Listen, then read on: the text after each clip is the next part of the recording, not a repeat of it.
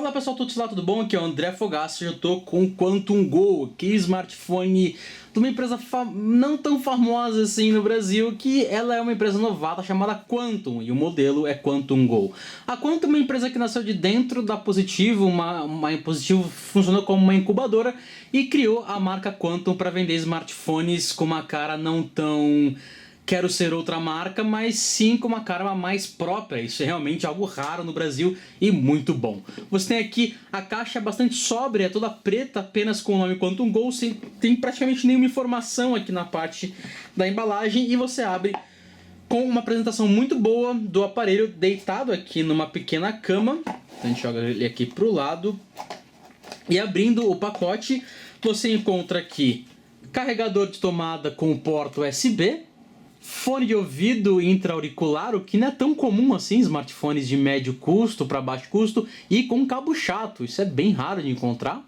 Borrachinhas sobressalentes para o cabo, para o fone na verdade, não para o cabo. Cabo de dados USB com a ponta micro USB.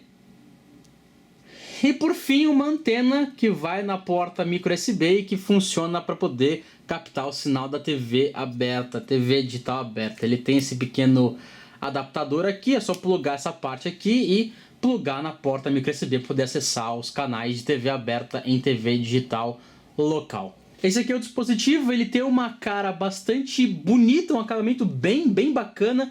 Lembra mais ou menos a mistura entre um smartphone da Sony com o smartphone, com o iPhone 4 por aí, que tinha traseira em vidro. E essa configuração aqui de câmera, você tem aqui os botões como no aparelho da Sony, o botão de liga e desliga está aqui no meio, que é mais ou menos para ficar na altura do seu dedão quando você utilizar, ou então do dedo aqui quando ficar nessa parte.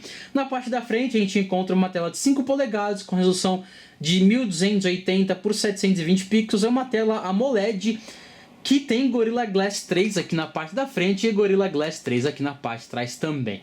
Ainda na parte da frente você tem aqui uma tela com densidade de aproximadamente 294 pixels por polegada, e aqui na parte desse cantinho uma câmera frontal de 5 megapixels com lente grande angular, que dá para colocar mais amiguinhos na mesma selfie, além de sensor de luz e proximidade. Do lado de cá você encontra a gavetinha para colocar o chip da operadora e mais nada. Na parte de baixo, de um lado é alto-falante, do outro lado é o microfone. Do outro lado aqui você tem os botões de liga e desliga e outra gavetinha para colocar o cartão micro SD. Ele trabalha com micro SD até 32 GB, botões de volume, liga e desliga. E na parte de cima a entrada micro USB e a entrada para fone de ouvido, nada mais além disso. Na parte traseira tem aqui a câmera de 13 megapixels que consegue fotos de boa qualidade e filma em até 1080p, não 720p.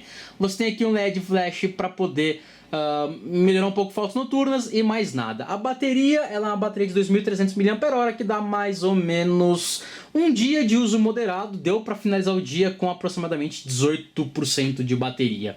Ligando o dispositivo, a gente tem aqui do lado de dentro, desse modelo aqui, que é o modelo 4G, é o modelo de 32 GB com 4G, ele tem um processador MediaTek, então tem aqui, abriu o CPU-Z, ele tem um processador MediaTek Octa-core MT6753 Octa-core, que agora sim, com 8 núcleos, sendo 8 núcleos de 1.3 GHz, são núcleos de 64 bits, e eles são assíncronos, como você pode ver aqui.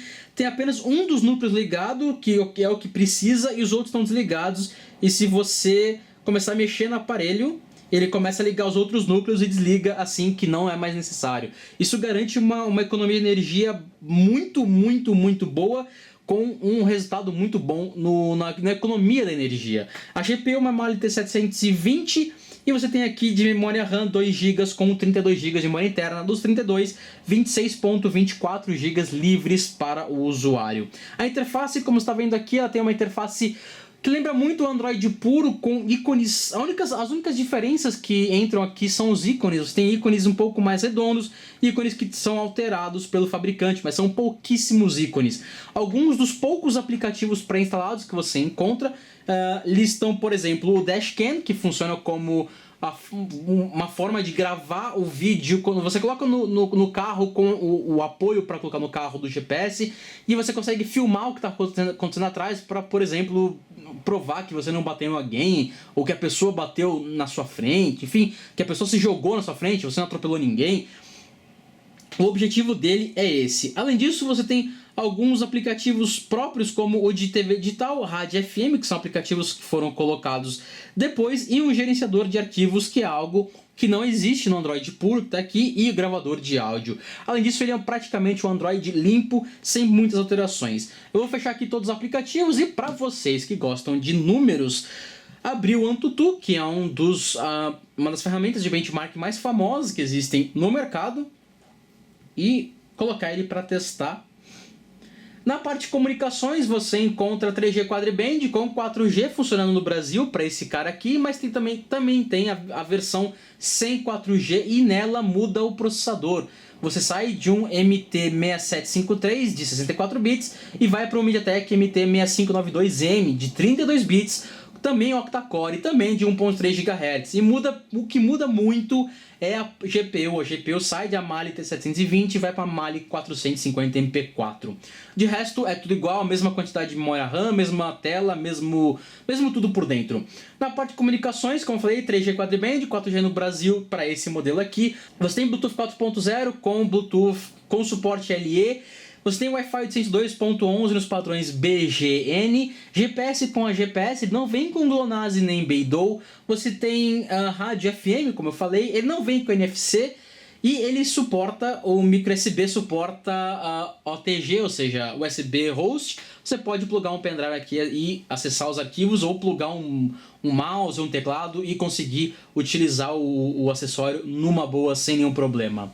A seleção de quem vai puxar os dados, de qual dos dois chips vai puxar os dados, é feita por software. E isso significa que os dois slots conseguem receber dados em 4G, independente do modelo da operadora que você colocar. E aqui, como vocês pedem, na parte do 3D, deixar a possibilidade de acompanhar em tempo real e não em vídeo acelerado. Tem aqui o 3D dele funcionando com a taxa de quadros por segundo aqui embaixo.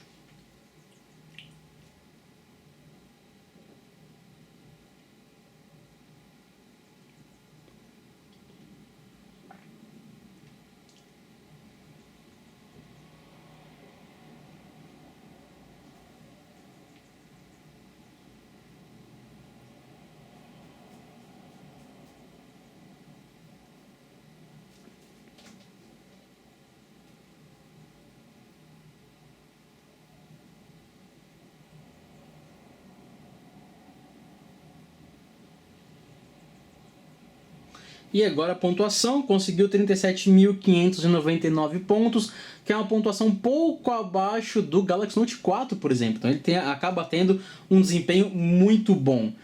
Para mostrar o desempenho dele de fato, eu vou abrir aqui o Real Racing 3, que é um dos games mais pesados disponíveis hoje para o Android, que roda muito bem no aparelho. Lembrando que ele tem uma GPU Mali T720, que é um pouco melhor do que a GPU que vem no modelo 3G. Então o desempenho do modelo 4G é sim superior ao 3G de todas as formas, por conta da GPU e processador. O processador não muda tanto, mas a GPU muda. A memória RAM é uma DDR3 dos dois lados, com 2 GB, e muda se você tem 16 GB ou 32 GB de memória interna. Esse cara aqui que eu tenho tem 32 GB de memória interna.